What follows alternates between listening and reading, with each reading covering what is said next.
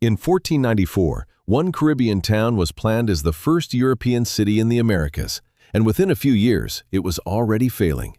Keep that in mind, because we will not name it yet. By the end, that abandoned beginning will explain why so many Caribbean island cities that rose to world power and fell to ruin still feel less like old stones and more like unfinished warnings. We start at number 10 with a living wound, Codrington on Barbuda. Before Hurricane Irma in September 2017, this village held most of the island's roughly 1,800 residents. Its power was smaller, closer, more human. This was where island life gathered itself.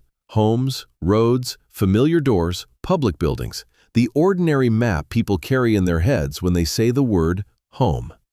Then the storm came in. Hurricane Irma destroyed over 90% of structures on Barbuda. Think about that number slowly. Almost the built skin of the island torn away. The sound would have been metal lifting, timber cracking, water driven sideways. The air itself turned hard. In the aftermath, Codrington was recent. It had names attached to the houses. It had rooms where someone had left a cup, a chair, a photograph, and expected to return. That is why Codrington belongs in this countdown. The rise here was not empire in the old sense. It was the central place of a small island community. The fall was the moment weather made even that center fragile. And the remnant is the uneasy fact that a place can still be inhabited and still carry the shape of abandonment in its empty lots, patched buildings, and changed routines. Some ruins are old enough to become scenery. Some are young enough to answer when you call their names. And from this recent storm scar, we move backward into a different kind of destruction. A harbor so useful to trade that an admiral came for it, seized it, and stripped it in February 1781. If you want more forgotten Caribbean history like this, subscribe before we reach the Golden Rock. From Barbuda's broken village, the countdown turns to a smaller island with a much older kind of danger. Too much money passing through too small a place. Number 9 is St. Eustatius, the Golden Rock. By the late 1770s, this island was among the busiest free ports in the Americas. That phrase sounds polite, almost dry, but listen to what it means. Ships came in because rules were looser here than in the great imperial ports. Cargo moved, deals were made, barrels rolled over stone and packed earth, ropes scraped against wet timber. The harbor air would have carried tar, salt, sweat, and the sharp smell of goods waiting under cover. For a short time, the island's power came from being useful to almost everyone. Empires wanted control. Merchants wanted access. St. Eustatius offered movement. In a region where flags could decide who was allowed to trade, the Golden Rock became a door left open. That was its rise, a busy hinge in the Atlantic world. Then, in February 1781, Admiral Rodney arrived. A British naval officer of the imperial age, Rodney seized the island and looted it.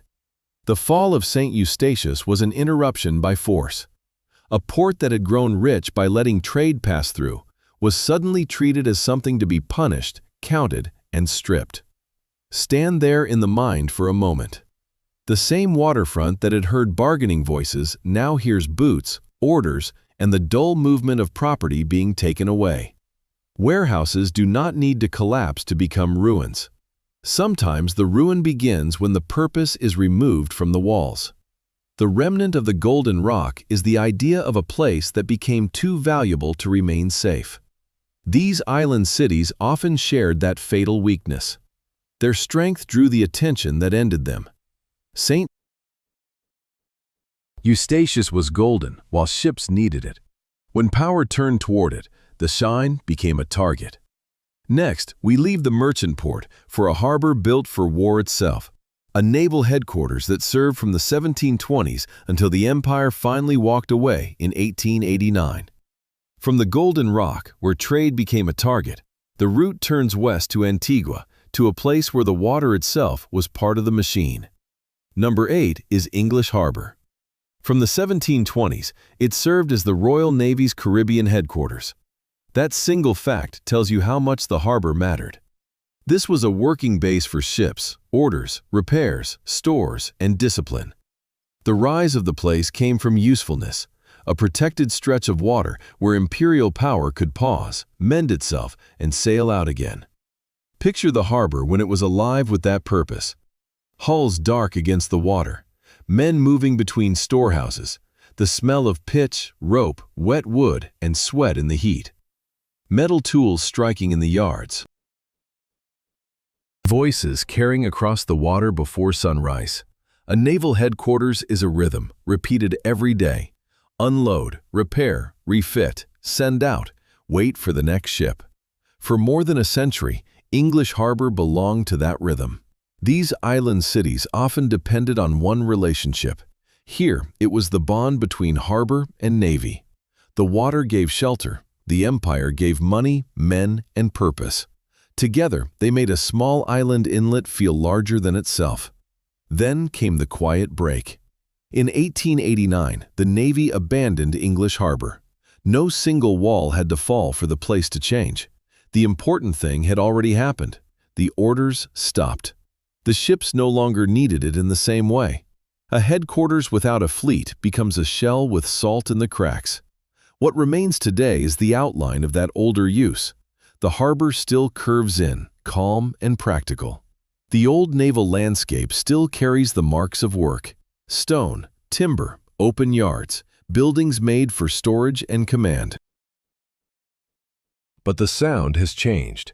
The heavy business of empire has left the water, and the air has room for smaller noises now.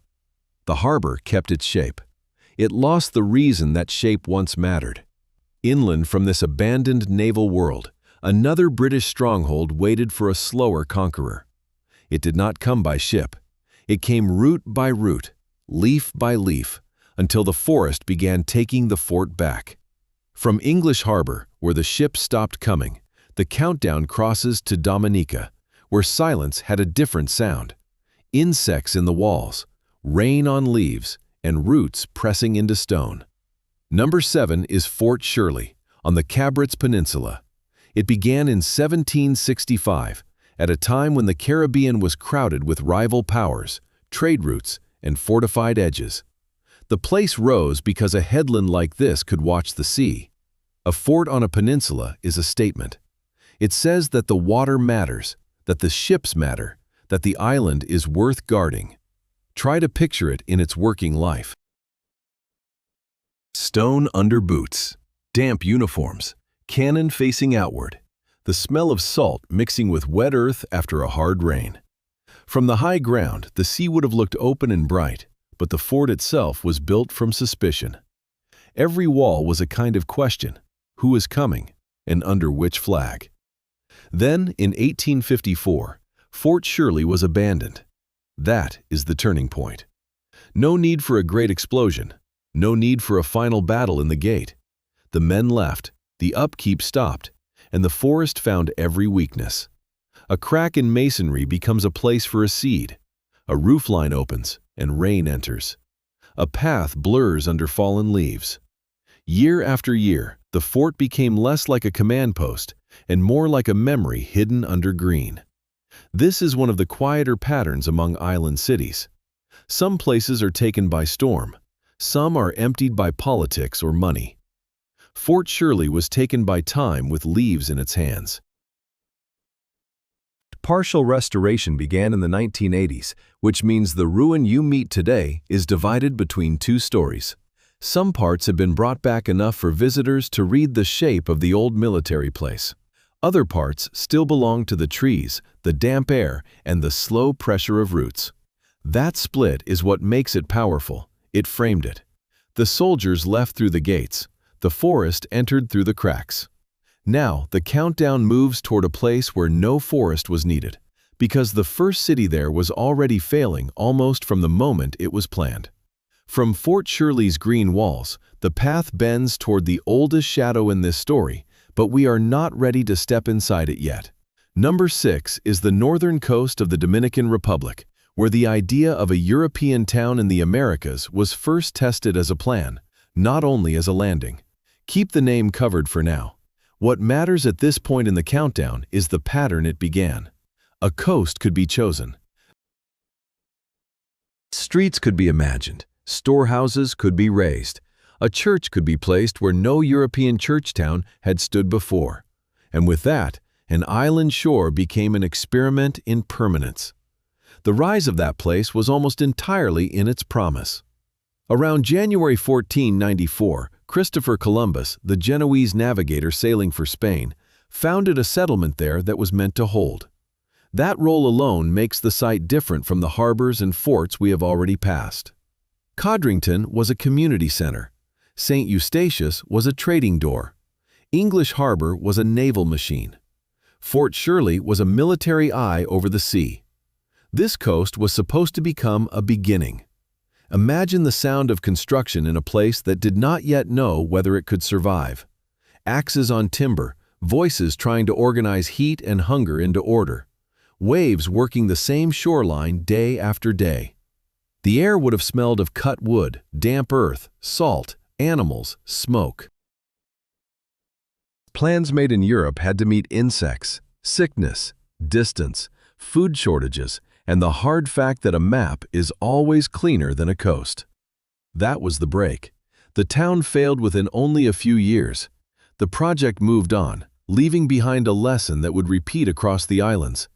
A place could be made important by empire in a moment, and then discarded when the calculation changed. The remnant today is archaeological, more outline than city. Foundations, burial evidence, interpreted ground. Enough to show the ambition. Enough to show the failure. The unnamed town did not become the lasting capital its makers imagined. Its ruin became quieter than its purpose. A city can fail quickly and still change the world. But before we finally name it, the countdown has to pass through the kind of island power that did last longer. A place where command, trade, and weather pulled against each other until even survival became a historical record. That pull between command, trade, and weather brings us back to the Golden Rock, but this time we look at the moment after the door slams shut. Number 5 is St. Eustatius after February 1781. Earlier, we saw why the island mattered. Now stay with what happened when Admiral Rodney, a British naval commander of the 18th century, turned a free port into a captured prize. One man's order could change the meaning of an entire waterfront. A warehouse that had been built for movement became a room to be searched. A quay that had handled cargo became a place where control was made visible. You can almost hear the change. Before the seizure, the port's noise was mixed and restless. Merchants calling out, rigging creaking, barrels being shifted, water slapping against hulls. After Rodney arrived, the same sounds would have tightened. Boots on planks, lists being made, goods handled by people who were no longer trading for them. The smell was still salt and tar, still warm wood and crowded storage, but the mood had changed from business to possession. That is why this entry sits higher in the countdown than a simple damaged town. St. Eustatius had become powerful because it could connect rivals without fully belonging to them. Its fall showed the limit of that freedom. The island had no need to be large. Its value was in the flow passing through it. Once that flow was seized, the town's power began to drain away. The remnant is difficult to hear unless you know the story. A quiet shoreline can hide the memory of panic. Old trading places do not always announce themselves as ruins. Sometimes they survive as edges, foundations, lowered expectations, and the strange feeling that the water once carried more voices than it does now. St. Eustatius was damaged by being noticed. That matters because the next place rose for the opposite reason. It was built to close one. On Dominica's Cabrits Peninsula, stone walls faced the sea, and for a while, they seemed stronger than the forest waiting behind them. The walls on Dominica bring us to number 4, and to the part of Fort Shirley that is easiest to miss. What happened after the army stopped caring? By 1854, the fort on the Cabrits Peninsula had been abandoned. The date matters because it marks a handover. Before that, the place belonged to schedules, commands, guards, and the hard daily work of keeping a military post alive. After that, it belonged to rain. The old paths softened, the air grew heavy under leaves. Rooms that once held orders began holding dampness, insects, and fallen branches. This is where the fall becomes almost physical. You can feel it underfoot. A stone step slick with moss. A wall warm on the outside and wet in the cracks. The smell of soil collecting where floors used to be clean. No enemy had to march through the gate. The forest could wait longer than any garrison. Fort Shirley belongs among island cities that rose to world power and fell to ruin. It was powerful because it sat in the right place, on the right point of land, facing the right water. Once that need faded, the same location became lonely. The headland still watched the sea, but nobody was listening to what it saw. Then, in the 1980s, partial restoration began. That detail changes the feeling of the ruin. It means the place was not left entirely to vanish. Some walls were cleared, some shapes returned. Visitors could again understand where the military settlement had stood and how it had faced the water. But restoration also made the loss more visible. A clean stone beside a swallowed one tells you exactly what time had been doing.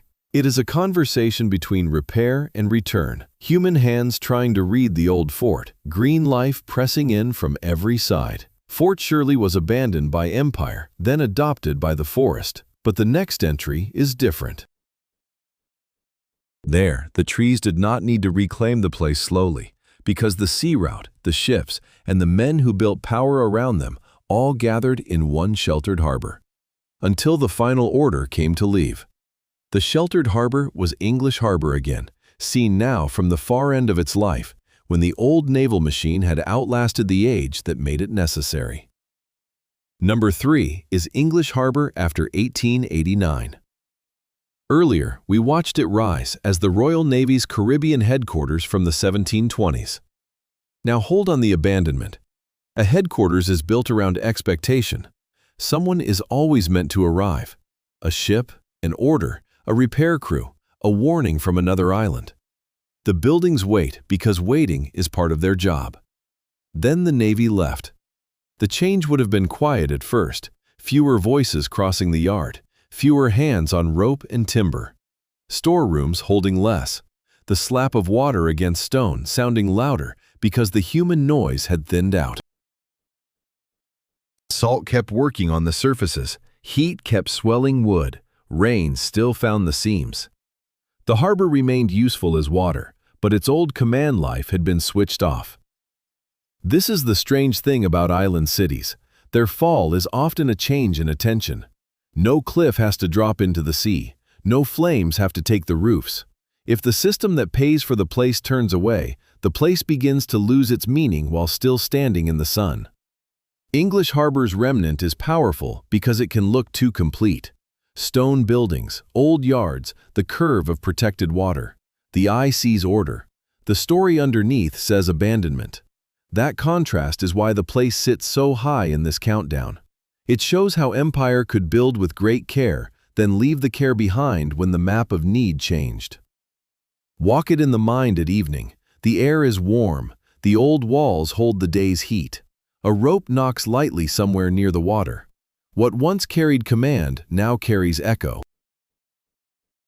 The harbor kept waiting after the fleet stopped needing it. Now only 2 places remain. One is the unnamed first planned European town in the Americas, still withheld from the opening. But before that final reveal, we return to Barbuda, where ruin arrived so recently that the island's memory has not had time to turn into history. From the old naval harbor, the countdown returns to Barbuda, and the return feels different now because this ruin has no safe distance around it. Number 2 is Codrington after September 2017. Earlier, we marked the scale. Most of Barbuda's roughly 1,800 residents lived there before Hurricane Irma, and more than 90% of structures on the island were destroyed.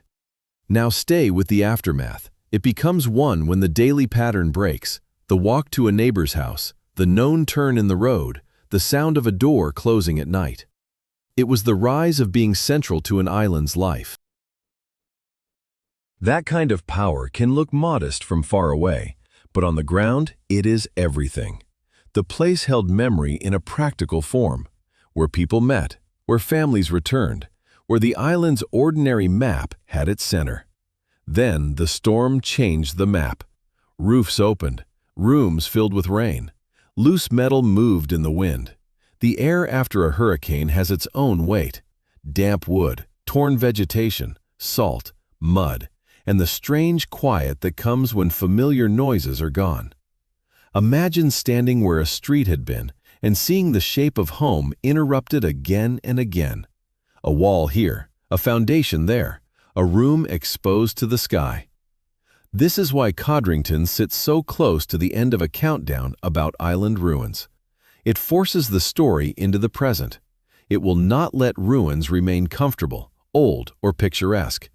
The remnant is lived with. Repaired roofs and empty spaces sit beside one another. Return and loss occupy the same village. Some places fall so long ago that history absorbs the blow. Codrington has not had that luxury. Now only the withheld beginning remains. The first planned European town in the Americas, founded by Christopher Columbus around January 1494 on the Dominican Republic's north coast. It was meant to begin a new order, and within a few years, it was already coming apart. The countdown reaches the place we held back from the first sentence, La Isabela on the Dominican Republic's north coast. Number 1 is not here because it became the largest port or because its walls lasted the longest. La Isabela matters because it was founded by Christopher Columbus around January 1494 as the first planned European town in the Americas. That is the fact at the center of the whole story. Before the naval headquarters, before the free port, before the forts and the storm-broken village, there was this attempt to make a European town permanent on a Caribbean shore. Its rise was almost all expectation, a plan laid over heat, hunger, unfamiliar ground, and distance. Imagine the first rough streets being marked out, timber dragged into place, storehouses meant to hold supplies, a church site meant to give order to the settlement. The sound would have been hard and uneven, tools striking, animals shifting, waves continuing as if no empire had arrived at all. Then the settlement failed within only a few years. The first planned town did not become the lasting center its founders wanted. The effort moved away, and La Isabela was left as an unfinished claim on the coast. That is why it ranks above places richer, louder, or more visibly ruined. It was a beginning that collapsed, while the larger process it opened kept spreading. Today, the remnant is archaeological. Foundations, burial evidence, interpreted ground, outlines where ambition once tried to become streets. There is no crowded waterfront to imagine back into life, no fleet waiting in the water, no storm debris still fresh enough to smell. La Isabela is quieter than that, and because of that, it is harder to dismiss. It is a line in the ground where someone tried to make permanence, and the coast answered first. The grass grows over the plan now. The sea keeps working at the same shore without hurry. If this journey through forgotten island power held you to the end, subscribe for more histories where the quiet places still have something to say.